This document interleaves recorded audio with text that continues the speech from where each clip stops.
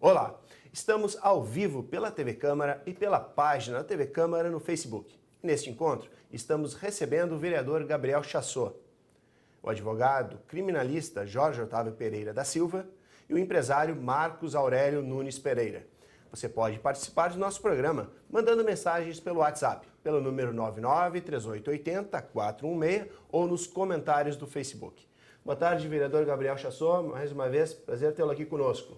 Boa tarde, Jaime. É um prazer, mais uma vez, fazer presente ao programa Domínio Público. Ao meu amigo, Dr. Jorge Otávio Pereira, ao meu amigo Marcos Pereira, Os dois Pereiras, né? Os dois Pereira, mas não são parentes, né? Mas assim, a gente fica feliz por aceitar meu convite, né? E sejam bem-vindos ao primeiro programa que nós vamos debater os assuntos aqui. Doutor Jorge, prazer tê-lo aqui conosco, Domínio Público, pela primeira vez. Prazer é nosso participar desse programa e a convite do vereador Gabriel Chassot e eventualmente aí conversar, debater, trocar ideia a respeito de temas palpitantes do momento. Perfeito. Senhor Marcos, prazer tê-lo aqui conosco. É uma satisfação conseguir atender o convite do vereador Gabriel Chassot. E é um prazer enorme estar aqui na companhia do Dr. Jorge Otávio e a tua. Vamos ver se conseguimos trazer um bom debate e fazer um bom programa. Acredito que sim, né? Temos um advogado, um empresário, né? O senhor com toda a experiência na área da saúde. Mas vamos começar com um tema que está em alta no momento, que é a questão da reforma da Previdência. Hoje a gente está sabendo que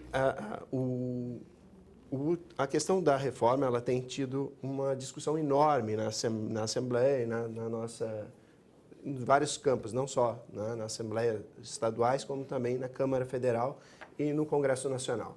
Na opinião de vocês, por que é importante esta reforma? Inicialmente, uma pergunta geral. Gostaria que começasse pelo senhor. Eu acredito que, basicamente, a importância da reforma, ela centra, pelo menos é assim que se coloca, a maioria do debate, na questão financeira, né? O gargalo, né, que se chegou, né? E também é consabido de que não é uma realidade nacional, só do Brasil, né? Vários países já enfrentaram, né?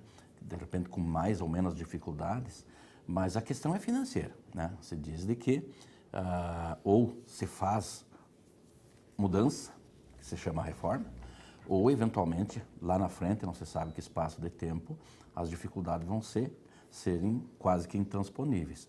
Então, inicialmente a questão é financeira, né? É a sobrevivência do sistema previdenciário. Mas também tem muita conotação política, né? Debates estão sendo feitos e enfrentado politicamente. Mas, ao nosso ver, a necessidade, né, pelo que se divulga e se debate a maior, é a questão financeira, a sobrevivência do sistema. Perfeito. Senhor Marcos, o senhor como empresário tem mais também entendimento? É pertinente o assunto e o governo certamente está enfrentando dificuldade, porque qualquer transformação, qualquer modificação que se faça, há resistência. Isso vale para qualquer setor, até na nossa casa, às vezes mudar um móvel, isso, aquilo, dá transtorno, dá contrariedade. Mas, como disse o Dr. Jorge, eu creio que são mais de 60 países já que fizeram nos últimos anos aí essa modificação, né, no sistema previdenciário e certamente o financeiro, isso lá na frente vai estourar, isso não vai fechar a conta e é o que está ocorrendo. E agora esse debate já veio para municípios e estados. Justamente essa questão. Então, dos tem que ser mais estados. debatido, mas é inevitável e terá que ser feita. E outro fator também que eu tenho acompanhado aí, esses países todos que mexeram na Previdência, todos já têm em torno de 65 anos para homens, 62, 63 para mulheres. E o Brasil não vai conseguir fugir disso. vai ter que se enquadrar, vai ter que achar maneiras, meios. Claro que isso aí vai depender muito do embate político, né, a discussão com os envolvidos na nossa sociedade, mas vamos ter que achar uma alternativa. Bom, vereador, ontem um relator, ele ia apresentar a discussão dentro das comissões internas lá no Congresso Nacional, e a discussão principal hoje é a inclusão ou não dos estados e municípios dentro dessa reforma. Por que é tão importante incluir estados e municípios nesta reforma da Previdência? Bom, ele é tão importante porque eu acho assim, penso eu, que tem que pegar todos, né? Não pode, eu vejo assim a classe menos favorecida, mais agredida pela reforma. Assim, a gente conversou bastante fora aqui do programa. Então, quando surgiu essa reforma da Previdência, a gente pegando, tem pessoas que conseguem trabalhar realmente até os 65 anos, homem, né? Mas dependendo do trabalho, dependendo da profissão, né, Marcos? Né, doutor Jorge, né, Jaime? Aí tem servente de pedreiro, vamos pegar. Ele não vai conseguir ombrear um saco de cimento com 65 quilos. Não vou dizer que ele está com 60 quilos, né? Eu acho que não. A gente olha assim, tem conhecimentos gerais de prática, não de teoria. Então a gente começou a olhar. Aí tu pegar uma pessoa que trabalha em escritório com 65 anos, está perfeitamente em condições de manusear uma caneta ou ler um texto e trabalhar, realmente está. Agora tu pega um senhor de 65 anos, ou 64, 65 ele estaria aposentado com essa nova reforma. Com 64 anos, e bota na boleia de um caminhão daqui na Bahia, vai aguentar? Lá tem as suas dores nas costas, tem os seus entorses, tem aquele dói aqui, dói ali, pressão alta. O nosso brasileiro, nós não temos uma saúde boa, nós não conseguimos envelhecer o nosso pessoal. Quando chega ali os 55 anos para frente, nós não conseguimos dar um suporte de saúde para o nosso povo. Por isso que nós chegamos numa conclusão. Não tem como o homem, principalmente, trabalhar até os 65 anos, na minha opinião. Tanto que esse relator da Comissão Especial da Reforma da Previdência deu uma entrevista e baixou o homem para 60, já melhorou, e a mulher para 57. Isso já bate mais ou menos com a realidade, isso está quase dentro da realidade, mas tem emenda entrando, que nem falaram, tem emendas que vai entrar, tem que ser aprovado, tem que fazer ajustes, mas para todos. Né, já. Tem essa questão, né? Justamente, as discussões são grandes. A gente está chegando no segundo semestre. Né? Semana que vem já estaremos no segundo semestre. Temos pela frente o recesso parlamentar. Na opinião de vocês, tem demorado ou é o tempo necessário? Né? Ou seja, essas discussões, a votação, a votação do relatório, a votação depois no Congresso, ela está demorada ou faz parte do processo democrático, na sua opinião, doutor Jorge? Olha, a questão da demora, tenho a impressão que ela passa necessariamente pela força ou pela falta de força do governo, do momento, né, que estaria enfrentando. Porque o assunto não vem deste governo, né, já vem de governos anteriores, mas nunca se chegou aquele momento de enfrentar o problema em si, a dita reforma. Então, até ontem, olhando algum noticiário, a gente verifica de que o atual governo, a nível federal, ele já tem enfrentado críticas, né? A questão da aceitação e os índices que se mostram, eles já estão, assim, digamos, mais para o lado quase da negatividade.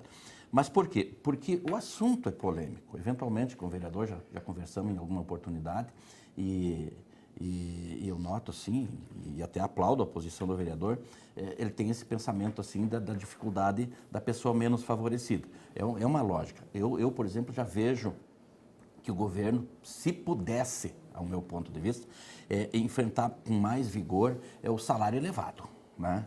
Que vai também de encontro à questão indiretamente, ou quem sabe diretamente, a proteção ao menos favorecido.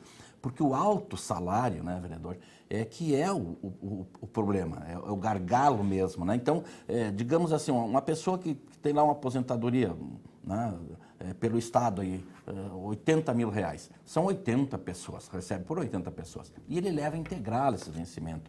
Alguns vícios, né, que vêm, né, é consabido, embora está sendo suprimido, mas outrora, num curto espaço de tempo ali, né? Havia a sistemática do filho, ou da filha, né? Do Pensionista? pensionista não contrair matrimônio de maneira oficial para não perder. Né? Então, quantos anos fica recebendo de forma integral? Então, essas dificuldades. E eu chegaria ao ponto de pensar, imaginar, que se este governo, dependente da coloração que tenha, né? Mas se esse momento governamental, que é nossos representantes que estão lá, eles conseguiriam uma mini reforma, uma média reforma, e ali na frente se fazer o ajuste. Né? O gaúcho diz assim que no andar da carroça se ajeitam as melancias. Né?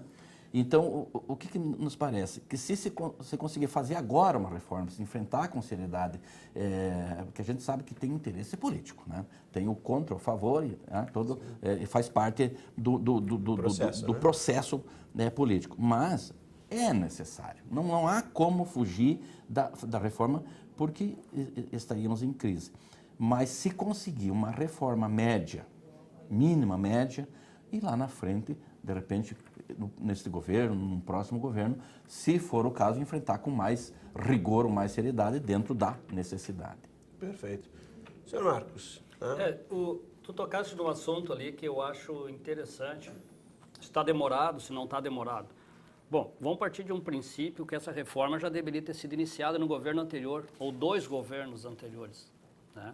Então, está atrasada a reforma aqui no Brasil. A necessidade é iminente, é inevitável ter que chegar a um consenso.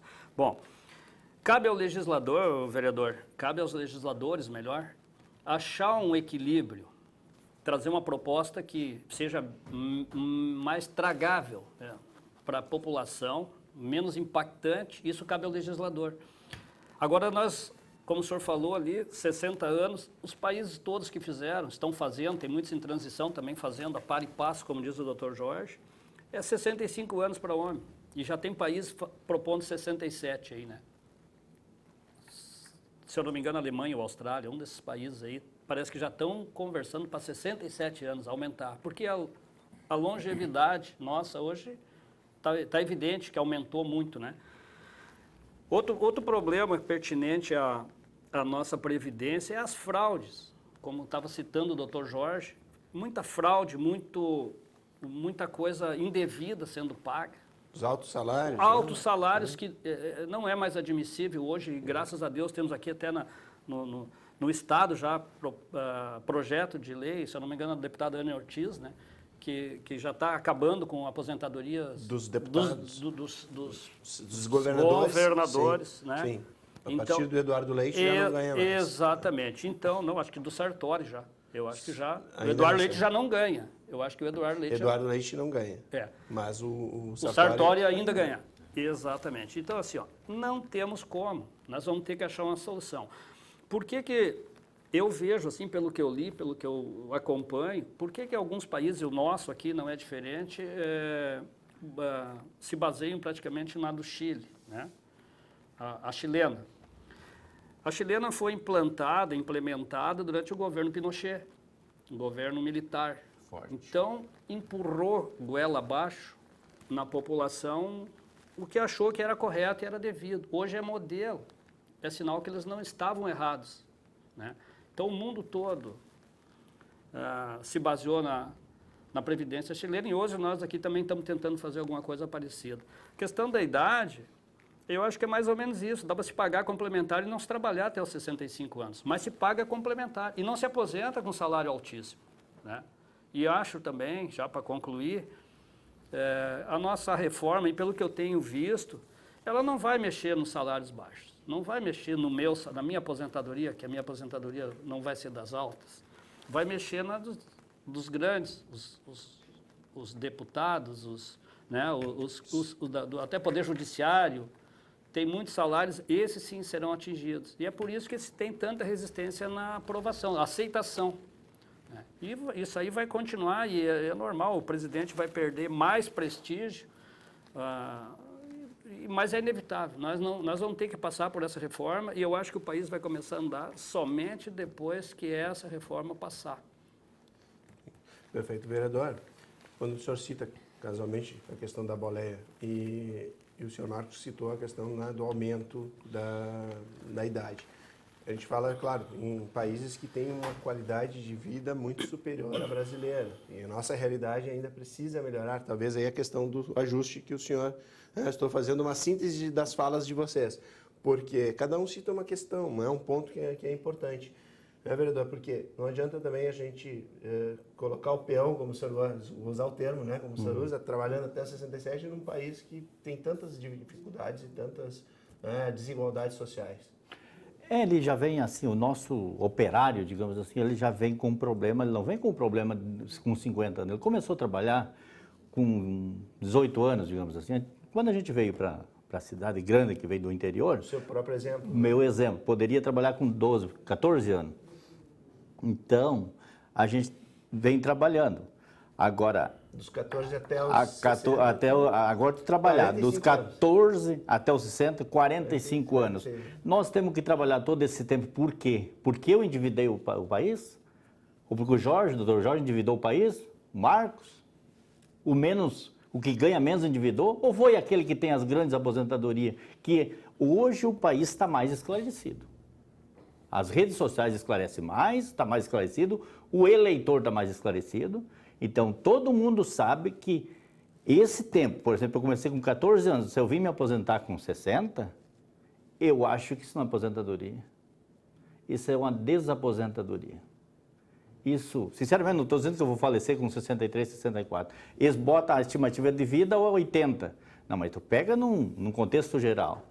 Pega uma pessoa extremamente, volta a dizer, extremamente, com 64 anos, em condições de trabalhar. Não estou dizendo que o trabalho de doutor não é trabalho. Estou dizendo o trabalho braçal, abrir valo, sentar pedra de alicerce, pegar um saco de cimento, botar no carrinho, empurrar o carrinho, subir rampa com concreto. Isso não existe mais, mas existe a corda. Eu estou me referindo a esse operário. O metalúrgico que tem que carregar barra de ferro, é essa camada que vão sofrer. Sim. Então o ajuste precisa ser feito, mas não castiga esse operário. Então que baixa. Agora, se nós pegar os altos salários de aposentadoria e os altos salários existentes no Congresso, no Senado, na Câmara Estadual, na Assembleia Legislativa nossa aqui, e no nosso município também, e encurtar, diminuir esses cargos de confiança. Não só tirar cargo de confiança, mas sim diminuir o valor dos CCs. Já dava um enxugamento na máquina pública. Não precisaria prejudicar tanto o nosso operário, aquele massacrado. Não estou dizendo que ele está sendo massacrado por serviço dele. O metalúrgico, ele é metalúrgico porque quis ser metalúrgico. Mas ele sendo metalúrgico, ele não consegue trabalhar até os 64 anos e 11 meses. E tem o trabalhador rural. E eu também, pegando um gancho do Dr. Jorge, e o rural que tem que estar atrás de um arado. Mas aí é o que eu estava falando, o legislador vai buscar esse equilíbrio. Vai ter adendos a cada regra, tem uma exceção. E é por aí que vai se achar o meio termo e com certeza... E outra coisa, o Dr. Jorge foi muito feliz na citação dele, quando falou, usou até o termo das ajeitar as melancias na carroça, no andar da carruagem é que se ajeita as melancias. E é por aí. Então isso vai ter que ser feito vai ter que se fazer uma primeira reforma agora, uma mini reforma. Mini não, acho que até ela vai avançar bastante. Uma média. Uma média reforma. E lá na frente vai ter que se rever de novo. Um governo talvez com mais força política, com mais apoio popular, que esse governo aí passou ali, né, porque ficou rachado. Esse governo aqui também, para aprovar essa reforma, além das restrições, né, as barreiras naturais, as pedras que estão colocadas no obstáculo natural da reforma, ou não só a Previdência, qualquer reforma, tem o fator político, que é um governo que rachou, né? Rachou uma série de governos anteriores, dividiu a nação em duas, um pequeno percentual que deu legitimidade ao governo. Então ele vai ter esses embates políticos. Tem gente lá hoje, na Câmara, lá, que não, se tu sentar para conversar e debater, para ver o motivo que estava votando contra ou criando obstáculo, não é nem para defender a população, é ranço político. Está entendendo? Ranço político, para criar dificuldade para esse governo caminhar, avançar. Então, isso aí vai ter que ser feita uma reforma para futuramente se refazer a reforma, melhorar, né? Agora, a questão é, vamos fazer um exercício, dar um passo à frente, pensando aí a reforma aprovada. o que efetivamente pode melhorar no nosso país, em termos de econômicos, sociais, se ela realmente estiver a partir desse horizonte aprovada, o que a gente pode esperar, então, das políticas públicas federais, estaduais e até mesmo municipais? Eu acho, assim, num ponto de vista meio que simplista, que passa necessariamente pela economia, aquela questão sempre do cunho financeiro. Por quê? Porque se existe a crise, que o governo tem que socorrer a Previdência, ele vai buscar do fundo único, né? Existe um caixa único do governo. Nós vivemos um sistema federalista, federalizado, centralizado, né? Não existe Brasil e não existe Rio Grande do Sul. Existe Novo Hamburgo, São Leopoldo, Caxias, cada um tem o seu município, a sua realidade, né? Quem sabe o ideal, aí levando para uma análise mais politizada, de análise política propriamente dita, o ideal seria a municipalização. Agora, se não existe a municipalização, vive lá o administrador local, indo ao governo do estado com um bonezinho, com chapéu, e o governo do estado indo a Brasília, né, naquelas romarias de sempre. Sim. Porque o sistema é centralizado. E se o governo, no caso, tem que, digamos, socorrer a Previdência, se aliviar o caixa da Previdência, né, então é matemático que deva sobrar, né, aí valores, né, percentuais para aplicação nessa imensa crise de educação, saúde e transporte, né, principalmente, e por que não dizer segurança também. Então, o Caixa Único socorrendo também essas esferas. Então, na tua pergunta, onde é que estaria, digamos, o benefício? Me parece que é questão sobraria dinheiro necessariamente. para os investimentos necessários. Tem que sobrar eu já enxergo assim, ó, o problema é macro, né? Então, digamos que eu tenha uma empresa atravessando uma dificuldade nas vendas ou com máquinas defasadas ou coisa parecida. Eu vou ter que tomar um empréstimo. Eu chegar no banco com uma proposta para o gerente lá para conseguir um empréstimo, eu vou ter que apresentar um modelo, justificar a saúde financeira para adimplir aquele empréstimo que eu pretendo efetuar. Então, o gerente vai me fornecer o empréstimo de acordo com o que eu vou apresentar. O que nós temos para apresentar hoje para os investidores que vêm de fora para cá? Um país que não tenha... Estamos saindo de uma briga política e um ranço político violento.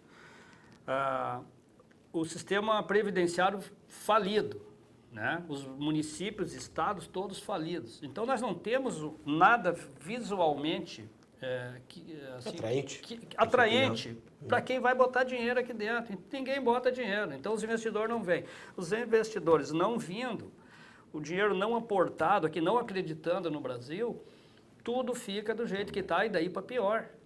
E a tendência é só piorar. Isso aconteceu agora há poucos anos aí na Grécia. Um exemplo, vamos pegar o exemplo da Grécia.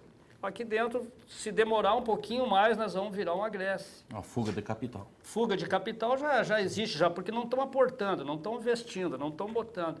Né? Então, mas Portugal também passou por uma crise forte e conseguiu dar a volta. Todos esses países que tiveram um problema previdenciário passaram por crises, passaram por dificuldade para aprovar a aceitação popular, essas coisas todas. Aqui não é diferente, não vai ser diferente. Na casa do Gabriel, se a família briga lá, na do Dr. Jorge, vão brigar na minha também, na sua também. É normal. E isso vale para a economia, vale para tudo. Ainda mais hoje, que estamos num sistema globalizado, né? Vereador, na sua expectativa com relação a, por exemplo, reforma emplacou, né? Para chegar aqui na ponta, vamos falar um pouco da questão local, né? Vai melhorar para o município? Pode melhorar? Tem que melhorar, teria que melhorar, logicamente, né? Porque o Paulo Guedes, né, está atrás de 3 bilhões, né? E nós ficamos à mercê na saúde, uma situação que eu domino bem, assim, conheço bem. Nós temos a ponto de uma pessoa fazer uma biópsia ou nem conseguir fazer a biópsia. Vamos pegar um caso específico, assim, misturando. Tem que ter dinheiro, precisa ter dinheiro, tem que fazer a reforma, mas o dinheiro da reforma tem que aparecer, ele não pode ser consumido de novo por aposentados e super aposentadoria. Ele tem que aparecer para a saúde pública, para a educação, para a infraestrutura. Ele não pode ficar preso de novo para usar como pagamento de aposentados. De novo. E aquele super bem aposentado continuar com aquela super bem aposentadoria. Nós só vamos quitar a dívida e logo ali na frente nós vamos ter de novo. E nossos doentes continuam doentes, aonde a gente quer fazer uma cirurgia urológica, por exemplo, nós não temos no município de Novo Hamburgo, falando daqui, da Pontinha. Nós mal a pena temos uma biópsia de uma próstata. Aí temos que esperar por Porto Alegre. 2 anos. Isso não tem cabimento. Sério mesmo, não tem cabimento. Me perdoe. E tantas outras coisas que eu tenho até anotado que nós não temos no município. Com a reforma da Previdência, teria que entrar nesses quesitos também. Ser beneficiado o povo com saúde pública. E outra coisa, por que essas empresas não atraímos ninguém? Nenhum empresário novo não entra. Entra, mas quer entrar, mas tem um monte de dificuldade. Imposto muito alto. Com esse dinheiro vai dar para baixar, nós temos caixa. Tem que ser específico, daí é uma pergunta, esse dinheiro é específico para pagar aposentados ou pode ser para outras coisas? Essa é a minha preocupação também, que fica gessadinho ali, não pode sair para a saúde, não pode sair para a educação, para nada, só para os aposentados. Perfeito. Bom, vamos dar uma entrada um pouco na questão de trabalho. A gente teve em 2017 uma flexibilização das leis trabalhistas. Então, acho que eu gostaria até começar com o senhor Marcos. Houve uma flexibilização. O que o senhor percebeu, né, nessa flexibilização das leis trabalhistas? E, mesmo assim, com essa flexibilização, os números do desemprego continuam altos. O que não deu certo? O que não funcionou? Eu como empresário realmente senti essa mudança, apesar de achar que ainda deve avançar um pouco mais, né? Porque a gente ouve, e esses jovens todos que temos aí, falam muito em Estados Unidos, o cara ganhou um dinheiro ali, o primeiro investimento do cara, vai conhecer Disney. O segundo, arrumou uma passagem, vai a Nova York, Miami. Adoram os Estados Unidos, é modelo para todo jovem. Quando é para trazer para cá, copiar as coisas boas que lá existem, há resistência. A gente ouve aí, principalmente em debates políticos, né? Acompanha seguidamente, a gente recebe no WhatsApp, Facebook, né? O pessoal do PSOL, do PT, vou tomar a liberdade até de citar partidos políticos, que eu não gostaria de fazê-lo, mas pregando uma coisa aqui e fazendo outra lá fora. Então, assim, a reforma trabalhista, por que não, eu não vejo, e foi a pergunta que o senhor fez, não se vê tanto resultado, porque isso é macro, isso é uma engrenagem, né? Essas mudanças trabalhistas foi um avanço, lógico que foi. Eu como empresário fiquei dos mais satisfeitos. Meus funcionários, em alguns pontos, ficaram. E até vou citar sem medo de errar aqui, meus funcionários são todos eles contra o sindicato. Então hoje não precisar fazer uma rescisão trabalhista dentro do sindicato, ouvir desaforo lá como empresário, que eu ouvi já desaforos, a gente é desaforado lá, a gente é tratado como se fosse um marginal. Né? Ou melhor, éramos tratados, graças a Deus, a partir dessa reforma, eu não precisei mais entrar em sindicato para rescisão, e os empresários não precisam.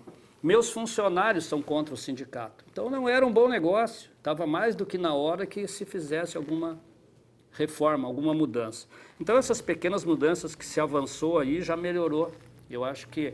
Mas não é só isso aí, é que nem eu falei, se não vem investimento, se as empresas não colocam dinheiro aqui dentro, se não, o capital não anda, não movimenta, porque é o que vai gerar empregos, né? E renda, é isso aí. Ainda existe muita burocracia, e daí nós teríamos que ter uns 3 programas desses, claro, porque nós temos uma questão ambiental. Essa semana teve um cidadão na Câmara de Vereadores, o vereador Gabriel, como membro da Câmara, deve lembrar, o cidadão se queixando que foi para Campo Bom, porque teve restrições aqui. Claro que isso tem que ser bem analisado, talvez as críticas e as queixas que ele fez não são todas pertinentes, mas existe muita burocracia também no ramo, no lado ambiental, a burocracia que ainda existe no poder público, né? É muito cacique e pouco índio, quer dizer, se tem teoria, se tem lei, se tem regras, mas não se tem fiscalização e quando tem não anda, né? Então a questão de resultado, eu creio que passa por tudo isso, né? Falta algumas engrenagens ainda engatar. Perfeito. Doutor Jorge, sua opinião, então, sobre essa flexibilização das leis e... Que o resultado não aparece. De repente, talvez a gente pudesse fazer até uma conotação a questão previdenciária. Talvez a necessidade de um tempo de maturação. Porque existe a reforma, mas existia um descrédito na relação trabalho, né? Na relação trabalho, né? Empregado-empregador, digamos assim, uma espécie de excesso, né? de benefícios, entre aspas, benefício. Porque eu acho que o benefício, e acho não, é uma certeza, o melhor benefício é o emprego. Né? Não adianta o empregado ter, né? Nós, empregado, nós, tal, ter direitos, mas se não tem o emprego, né? Não tem a carteira assinada. Então, a geração de emprego, né? Nós temos muita realidade. A situação é complexa, muito complexa. O Brasil é continental, né? O que serve para Novo Hamburgo, eventualmente, não serve para São Leopoldo, Campo Bom ou Sapiranga, né? E aí vamos para o restante do nosso país continental. Então, essa complexidade que é difícil. E volto, quem sabe, a questão da força do governo. Né? Nós saímos de um governo fragilizado, né? com corrupção e com escândalos né? No atacado, né? Já fugiram do varejo e foram para o atacado, em termos de montante de desvio e de corrupção. E hoje entra um governo, não teve, né? Foi dito pelo Marcos, não teve um grande diferencial de aceitação, não foi 70-30, né? Foi, né? Decidido nos pênaltis, ali nos 48 minutos do segundo tempo, a decisão da eleição. E aparentemente, por enfrentar situações, aparentemente, como eu disse antes também, o governo já está fragilizado. E um governo fragilizado, ele não tem essa força. Né? Pinochet fez lá a reforma e impôs, né? Mas eu não estou defendendo, eu sempre digo, a pior democracia é melhor do que uma ditadura dita melhorada. Mas o que se dizer? Há que se buscar a maturação, o equilíbrio, a questão sindical. Né? Há uns 20 anos atrás, a época da crise do calçado, a força do sindicato era visível. Né? Então, o empregador atrasava 3 dias, já o piquete para a porta da fábrica. Né? Claro que eu não vou dizer que o sindicato foi culpado, isso é uma questão macro, né? Crise do calçado e tal.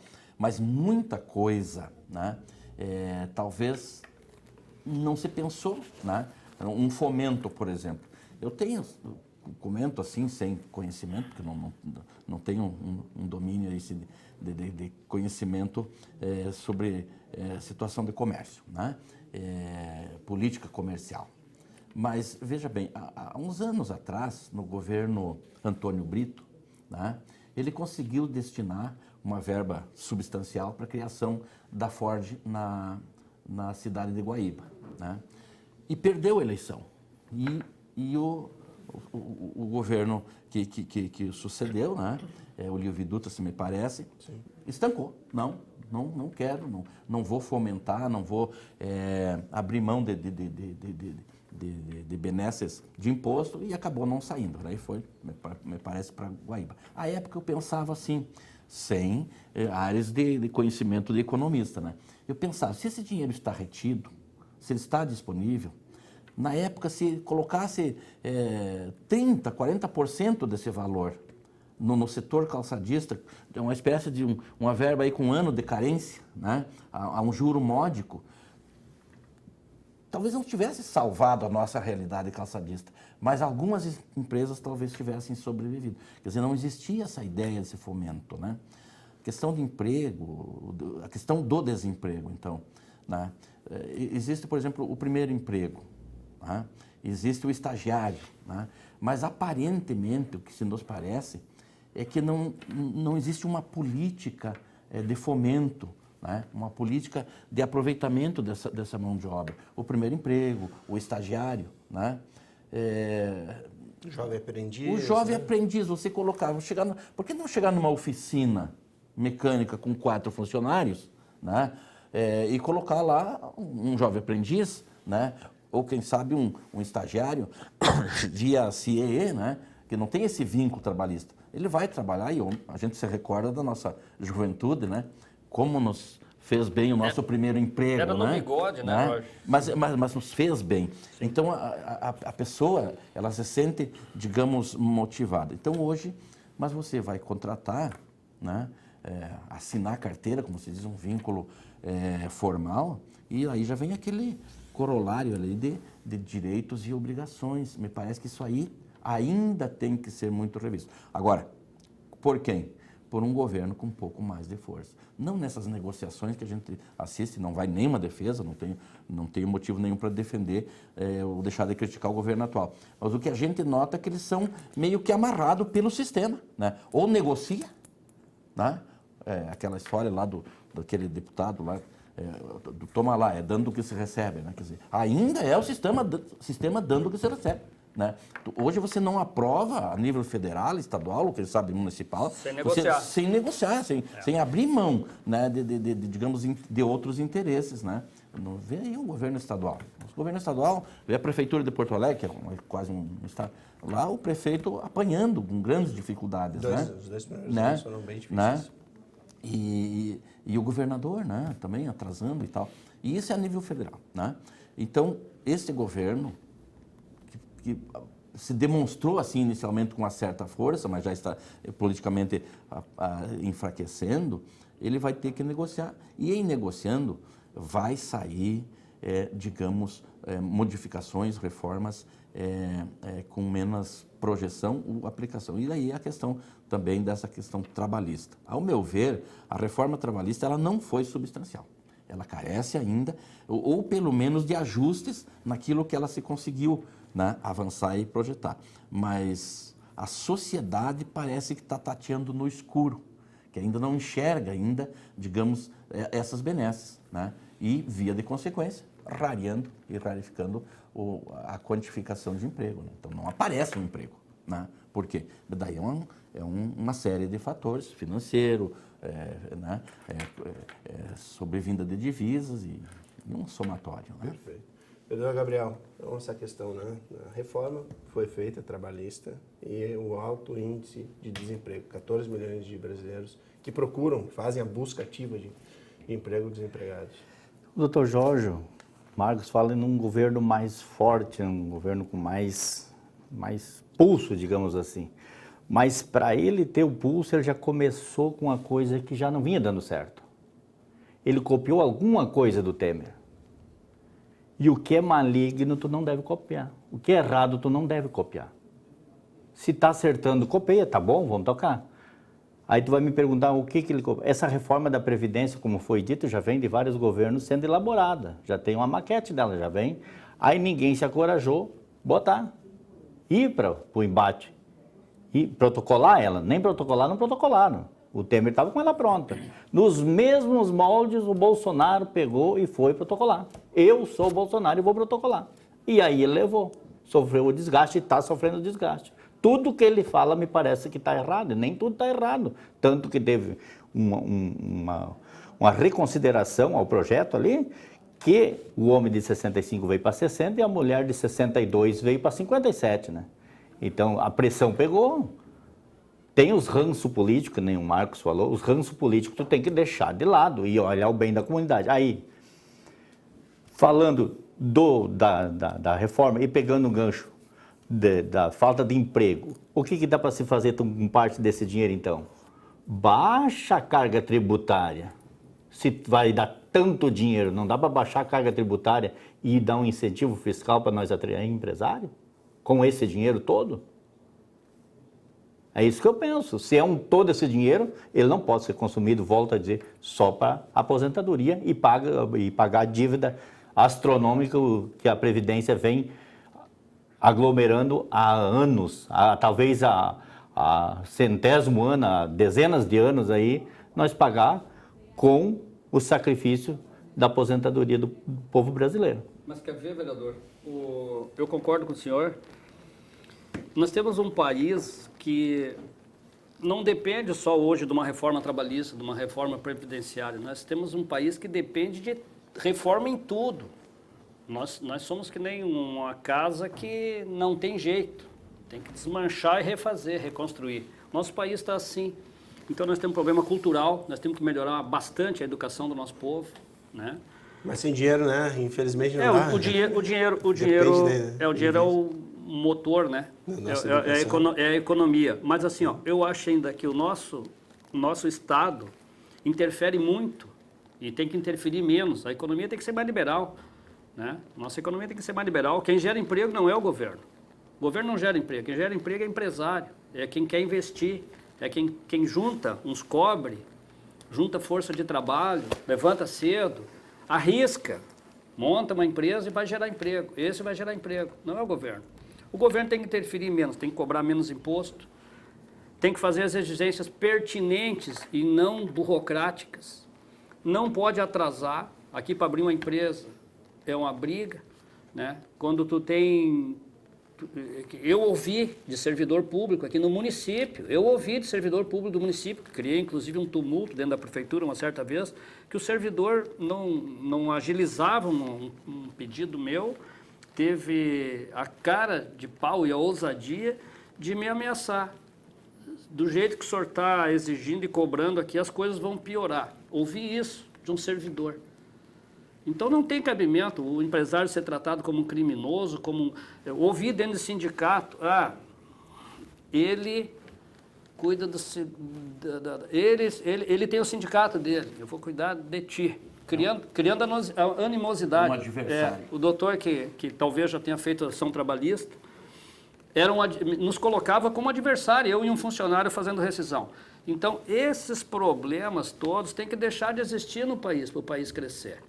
Enquanto isso existir no Brasil, né, picuinha política, nosso sistema político, eu sou um descrente, nosso sistema político é do toma lá da cá. Agora, mexeram no projeto do Dr. Sérgio Moro, o que fizeram lá? Tumultuaram tudo, tiraram, estão criminalizando agora os investigadores, né? Sim, as 10 ações, né, contra a corrupção. A população quer duas passaram a população na íntegra, né? Exatamente, a população quer tudo o contrário. Então assim, estão legislando em causa própria e não é de hoje. É muito partido político. Temos 30 e quantos? 36 partidos políticos, se eu não me engano, são 36. Mais alguns para entrar, mais alguns na fila para entrar. Com as minhas sinceras desculpas ao vereador, que é político. Tranquilo. Né? Vai entender, e talvez tenha até algum pensamento meio parecido com o meu.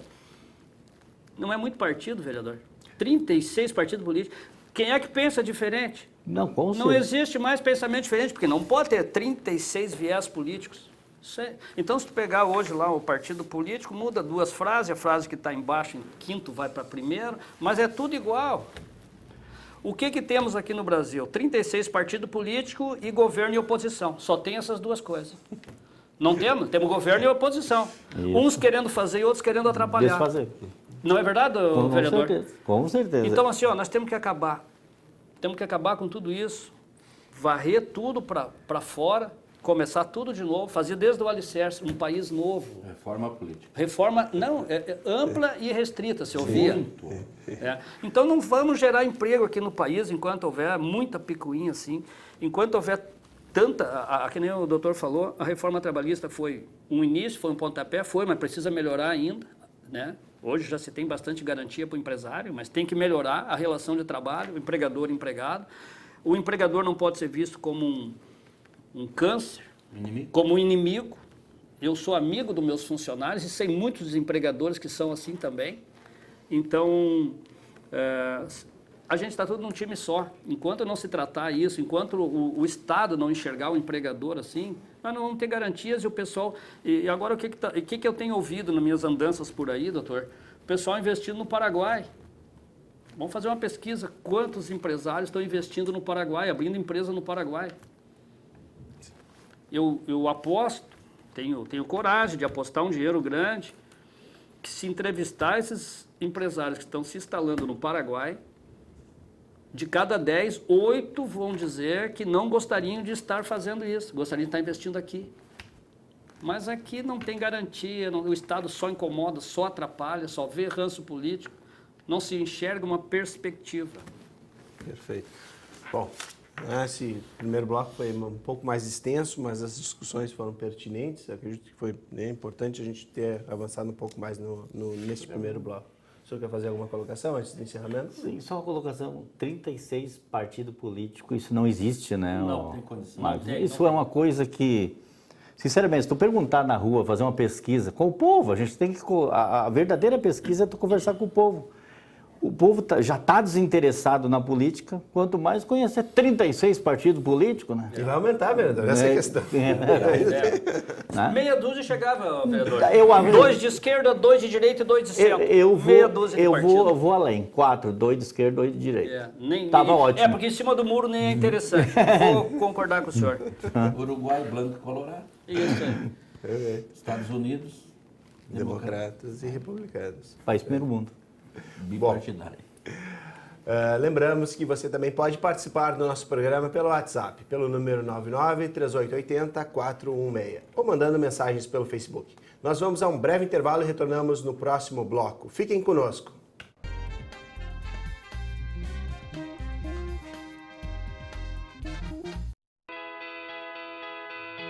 No Brasil, cerca de 20% das mulheres agredidas fisicamente pelo marido ou companheiro permanecem em silêncio. O país é o 5º colocado em números de feminicídio. Fale agora ou podem te calar para sempre. Uma campanha da Procuradoria Especial da Mulher da Câmara de Novo Hamburgo pelo fim da violência doméstica. Denuncie ligando para 3594-0560 ou Disque 180. Apoio Movimento Eles por Elas de Solidariedade da ONU Mulheres pela Igualdade de Gênero. Realização Câmara Municipal de Novo Hamburgo. O Brasil terá pela primeira vez uma Base Nacional Comum Curricular. O documento é democrático e respeita as diferenças. Com a base, todos os estudantes do país, de escola pública ou particular, terão os mesmos direitos de aprendizagem. Hoje a aula é sobre cidadania. Isso é bom. Se a base da educação é a mesma, as oportunidades também serão. Ministério da Educação, Governo Federal. Eu sou aquela pessoa que acorda disposta para tudo, sempre ativa. Meu nome é Maria das Graças Moura de Souza, tenho 62 anos. A estimativa do IBGE é que daqui a 50 anos nós temos um país com a população, em sua maioria, de idosos. Faço minhas atividades durante o dia, começo a caminhada e faço as atividades de casa, passeio. Um idoso que se cuida, ele tem uma saúde melhor, ele tem uma vida melhor, ele tem um sono melhor. Comecei a caminhar, achei que não estava dando jeito, aí comecei a pedalar. Hoje eu chego a pedalar assim 3 horas diariamente. É importante a saúde do idoso, ele ter o convívio social da maneira como ele consegue. Saúde para mim é tudo, né? Porque a pessoa sem a saúde não é ninguém, né?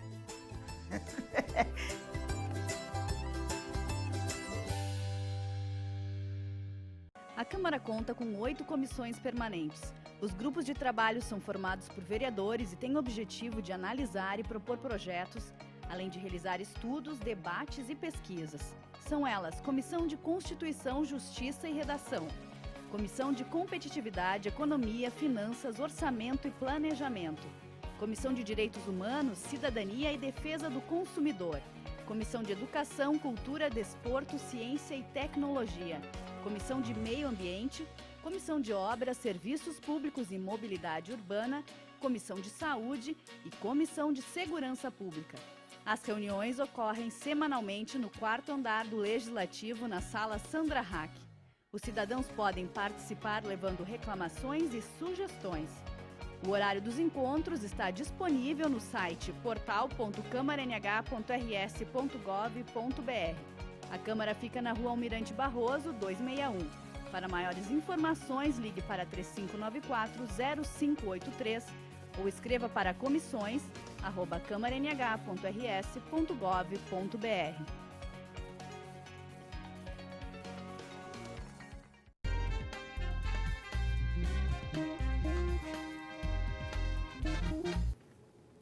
Estamos de volta ao segundo e último bloco do programa Domínio Público, com a participação do vereador Gabriel Chassot, do advogado criminalista Jorge Otávio Pereira da Silva e do empresário Marcos Aurélio Nunes. Bom, senhores, vamos começar esse segundo bloco com uma questão, né, do governo Bolsonaro, que nas suas propostas, né, de governo, existia, antes de ser eleito, a questão da flexibilização no porte de armas. Ele tem enfrentado muitas dificuldades. Primeira opinião de vocês sobre essa questão, era uma bandeira, né, o governo que se elegeu democraticamente, defendendo, então, uma flexibilização no porte de armas. Mas essa mesma flexibilização tem tido resistências fortes, né, no Congresso e também por alguns campos dentro da sociedade. Vamos começar com um advogado criminalista a respeito desse tema, né? Essa questão, né, envolve toda essa flexibilização, as dificuldades, e o que isso impacta na vida dos brasileiros? Pode parecer um dito antigo, um termo comum, mas a matéria também é complexa. Por quê? Porque nós tivemos, em termos de administração, de governo, momentos cíclicos, né? Saímos de uma ditadura militar, numa época que o Brasil era embrionário, com a questão de avanços e tecnologia, até por que não dizer a densidade demográfica, aumento de população, uma série de fatores. Então, a matéria é complexa. Por quê? Aparentemente, ao nosso ver, um regime, com um lado, um viés socialista, ele tende à defesa de minoria, né? Então, se vê, se ouve muito a questão, por exemplo, dos direitos humanos, né? E, aparentemente, não é uma crítica, mas aparentemente se esquece, digamos, da maior parte da população, né? Se você protege a minoria, você esquece a maioria, né? E nos parece que nesse campo, nesse segmento, existiu um desamparo, existiu um esquecimento à população, por muito chamada, dita população ordeira, né? São apelidos, são codinomes, da proteção do cidadão, né? Realidade, até onde vai o ponto real, né? Mas é a discussão que é colocada à mesa. E a população, então, cansou, né? Tanto que, ao nosso ver, também a nossa opinião, um dos motivos da mudança de governo, da eleição desse atual governo, foi essa bandeira da busca de uma melhora na segurança. E um dos pontos prometidos por ele, não sei se o principal, mas um dos, fora, digamos, a devolução do armamento ao cidadão, né? Desarmado pelo regime de viés socialista, né? Saiu do regime militar, canalizou para uma direção de esquerda, uma direção socialista, e dentro disso aí se criou então o decreto do desarmamento, a proibição total da arma, né? E, não sei, hoje existe uma triste realidade, e eventualmente a gente trabalhando nesse campo, constata situações, e não precisa, basta ligar o noticiário, né? A nossa insegurança é total, é exagerada, né? Há um cabo de uns 4 ou 5 anos atrás, eu sempre tive alguns conhecidos e amigos na cidade vizinha aqui de Nova Hartz.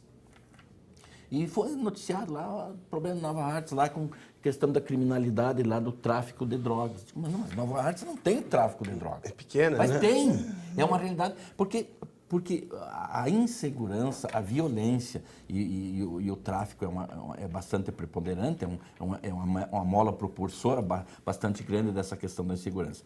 Então, na busca de segurança, se pensou e se projetou e se levantou essa bandeira de devolver a arma ao cidadão. Ao meu ver, a resistência foi muito grande. Não só pelo, digamos, percentual e núcleo ainda do pensamento socialista, né? de não abrir tanto para esta devolução da arma ao cidadão, mas alguns outros setores, né? E que criou a dificuldade, tanto que não passou o projeto. Opinião pessoal, vai uma opinião pessoal. Acho necessário. Agora, o nível, a forma, né, o alcance que vai se dar. É inegável que o cidadão desarmado, ele se torna impotente. Né? Agora, esse poder de reação que o governo tende a colocar à disposição do cidadão, não sei de que maneira, com que dosagem, com que percentual, né, de capacidade, né, ele vai trazer ao cidadão. A questão rural, é consabido que a propriedade, você pode defender a tua propriedade usando meios de força. Mas se você é desarmado, vai expulsar o teu agressor. De que maneira? Então, há que ter um sistema de devolução dessa capacidade de devolver a arma ao cidadão. A maneira foi infrutífera. O governo recuou, vai ter que modificar situações, mas, opinião pessoal, eu acho necessário. Vai resolver a questão da segurança? Não vai. A questão da segurança, ela é governamental, é o poder público. Só que, ao nosso ver, o poder público hoje é quase inerte, né? Fica festejando, ou pelo menos homenageando, melhor dizendo, modifica o termo, homenageando os mortos nessa guerra social. É o caso dos 2 soldados agora que foram, né, com homenagem, inclusive, ontem a nível quase que internacional, no futebol, né, no jogo da seleção e tal, um minuto de silêncio. Por quê? Mas isso está demonstrando a inércia e a incapacidade do governo, né, em enfrentar, já nem falo em repetir, em enfrentar esse status quo, essa situação consolidada, para nossa tristeza, da violência exacerbada. Então o governo foi, digamos, infeliz na iniciativa, não conseguiu, né? Volto a dizer, são uma série de fatores, mas principalmente ideologias, né? Principalmente ideologias que entendem que se armar o cidadão vai se tornar uma guerra. Mas de desarmar o cidadão deu no que deu, né?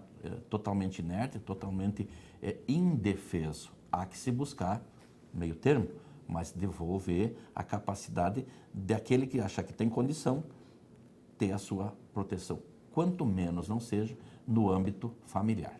Perfeito. Senhor Marcos. Olha, eu tô satisfeito que convergiu o que o Dr. Jorge falou com o que eu havia falado anteriormente. Nosso país precisa realmente de mais mudanças, né? Não é simplesmente a trabalhista e a previdenciária. O Estado falha, o Estado tem que criar condições para controlar a violência, construir presídios, mexer nas leis, né? Então o Estado tem que agir nesse aspecto. Quanto a questão do desarmamento, eu sou favorável ao cidadão de bem ter direito à posse de arma. Eu mesmo já fui proprietário de arma, né? E fui tolhido desse direito, né? Somos incomodados. Eu, no período todo que eu tive arma, eu nunca cometi delito algum, né? Então, e assim eu conheço muita gente que também, né, possuía arma e não cometeu delito. Então, quem quer matar, quem quer praticar furto, roubo, coisa parecida, pega a arma branca, né? Dá um jeito, pega uma corda ali, enforca o cidadão, né? Se ele quer criar violência, ele arranja maneira. Um espeto, a gente que lida aqui com o churrasco. Então, assim, até é um desafio que eu aqui na mesa posso fazer, o Dr. Jorge tem convicção no que eu vou falar agora, é realidade. O senhor é advogado criminalista, doutor. Em 10 clientes seus que o senhor talvez tenha que defender por uso de arma de fogo, esses 10 eu tenho convicção que 8 deles usaram arma que não tem origem, são ilegais. Então as armas estão tudo na mão do bandido e o cidadão não tem como se defender. A situação hoje é essa. 3 da manhã, barulho na minha porta, eu vou ver quem é, manda eu abrir a porta porque vão entrar, ou à força ou eu abrindo, né? Não tenho como defender a minha família. Então eu sou favorável ao posse de arma, eu acho que isso tem que ser, agora vai passar na Câmara, a população tem que fazer pressão, tem que fazer valer a pesquisa de opinião pública que foi feita, né? Foi feito um referendo, né, sobre a questão do armamento. Eu acho que a população tem que exigir que seja colocado em prática. E o governo Bolsonaro se elegeu com essa bandeira, vai fazer força, eu sei que farão força, tem deputados estaduais aqui, deputado federal lutando por isso aí. Tenho convicção que talvez até um dos senadores, pelo menos que nós temos aqui, vai ser favorável também. O cidadão tem que ter direito a comprar arma de fogo e defender a sua família. E o Estado tem que criar condições para punir aqueles que usarem de maneira indevida. Eu acho que é aí que tem que ter a interferência do Estado, e não quanto à posse. Vereador. Não, também, com certeza. Sou favorável ao cidadão de bem, né? Portar uma arma para defesa dele, da família, dos bens, e o produtor rural, o que tem o gado lá para proteger. Mas eu acho assim, não vou defender o Senado. Acho que o Senado é soberano, votou do jeito que quiser. Mas eu, como senador, eu só tenho uma explicação. Se eu fosse senador, eu só teria uma explicação. Hoje, que nem o Marcos falou, está virado numa coisa que ninguém acredita. E uma dessas coisas poderia ser, um motivo que poderia ser que o Senado derrubou o veto, né? Daqui a pouco o Gabriel é uma pessoa do bem, né? Tem a arma dele, mas já o outro lá não tem. Aí o Gabriel está passando uma situação financeira muito ruim. Não tem emprego, nós acabamos de dizer, não tem emprego, mas lá tem um outro lá, sei lá, qualquer nome que seja, tem condições de comprar uma arma, inclusive, superfaturada. Olha, tu vai lá e compra no teu nome que é tanto para ti. Isso eu vi numa rodada de conversa, de debates. Digamos que a arma custa 6, eu te dou, mais 4, vai lá e compra no teu nome. E ligeirinha essa arma vai para onde? Na mão dos bandidos. Ela já para, vereador. Ela já para, mas ia dar um gargalo maior. Ia dar um gargalo maior. Eu acho que é aí que eles vetaram. Não estou dizendo que o Senado fez certo. Sim. Mas para o cidadão ter uma arma, ele tem que ter capacidade. Tem uns que se tu pisar na ponta do dedo, ele te dá um tiro na cara. Né? Então isso tem que ter cuidado. Tem que ter muito cuidado. Eu acho, assim, tem que ser melhor pensado, melhor elaborado, alguma maneira tem que ter. Eu também sou favorável ao cidadão, o cidadão de bem ter. Porque o resto tem, né? De uma maneira ou de outra tem. Vereador, tem um ditado castelhano, né, doutor? O senhor que é mais dado a esses ditados populares. Tem um ditado castelhano que diz: ai la lei, ai la trampa, não é isso? Echa la trampa, lei, existe a lei, existe a lei, existe a maneira de burlá-la. Então, a brecha, e a lei tem que, eu acho que eu sou favorável, estou do lado do doutor Jorge, o cidadão de bem tem que ter direito à posse da arma. Porte já tudo bem, vai ter restrições. Sim. Então, a posse dentro, né? Dentro da sua casa. A estrutura da lei é a posse. Sim. As exceções à regra da posse, o porte, no caso, sim. Aí vamos ver, guarda, agente penitenciário, produtor rural, o doutor, que é criminalista. Né? Vão tomar o revólver dele, né? Mas tudo bem. Eu acho que daí chama-se exceção, ou são subterfúgios da lei. Mas a lei de posse tem que ser, porque assim como eu tenho o direito de escolher a água que eu vou beber, escolher a cerveja que eu vou beber, escolher o vinho, a marca de vinho, escolher o carro que eu vou comprar, eu tenho que ter o direito de escolher entre ter ou não ter a arma. Quem não quer, não compra.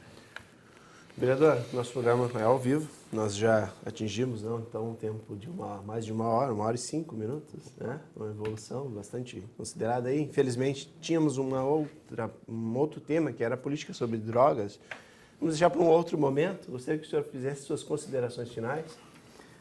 Olha, eu quero agradecer a ti, Jaime, doutor Jorge, Marcos, meu amigo, pessoal que nos dá o suporte de filmagem, e desejar ao Brasil, a nossa nação, que venha se harmonizar mais, né? Que nós andamos para frente, que nós não ficamos aqui estancados, né? Tá um imbróglio lá em Brasília, o homem não consegue andar, já faz 6 meses. O homem não, a nação, o Brasil parou, está parado, um achando o defeito do outro e ninguém dá uma solução.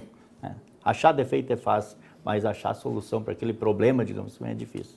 Mas fica aqui um abençoado final de semana a todos e um abraço. Perfeito. Senhor Marcos, sobre o senhor aí. Eu quero agradecer a ti, Jaime, o convite que o vereador Gabriel Chassot nos fez, presença aqui do amigo Dr. Jorge Pereira, dizer que eu estou contente com o que eu encontrei aqui, porque para mim eu estou estreando hoje, né, num programa ao vivo. Agradecer toda a produção que me acolheu bem aqui. E dizer que fico disponível para novas oportunidades, outros assuntos, inclusive vou sugerir ao mediador que traga assuntos locais, que aqui também teremos bastante assunto interessante, oportuno para tratar. Me coloco à disposição e agradeço. Bom fim de semana a todos. E muito obrigado. Doutor Jorge. Jaime, eu agradeço a acolhida, inicialmente o convite do vereador Gabriel Chassot, nosso amigo, e também a presença do meu amigo pessoal, o Marquinhos. Marcos Pereira. E Jaime, dizer que eu acho que esses momentos de discussão, de troca de ideia e por que não dizer, de meio debate, né? Porque a gente não tem o alcance do debatedor, não somos nenhum expert, né, em questões setorizadas, nos colocado em pauta, mas somos aquilo que é o mescla da cidadão, nós somos cidadão, né? Então todo cidadão tem, digamos, seu ponto de vista, e a gente vem aqui dialogando, conversando e trocando ideia, alguma, quem sabe, discussão, para aprimorar, né, uma posição de pensamento. Eu acho que, então, esse programa de vocês está de parabéns, gente, e a ideia é trazer a população ao debate. Meus parabéns aí pelo programa, né, e eventualmente também, no agradecimento, nos colocando à disposição. Né? Embora neófitos, embora inexperientes, mas estamos aí para conversar e debater. E uma hora passa rápido, né? Muito bom. Muito rápido. Um assunto interessante, né? Perfeito. O programa de hoje se encerra por aqui. Agradecemos a gentileza pela participação do vereador Gabriel Chassot, do advogado criminalista Jorge Otávio Pereira da Silva e do empresário Marcos Aurélio Nunes Pereira. O programa é reprisado às terças e quintas-feiras em nossa programação. E você pode também nos acompanhar pelo canal da TV no YouTube e na nossa página no Facebook. Até a próxima sexta, com mais temas de interesse da comunidade.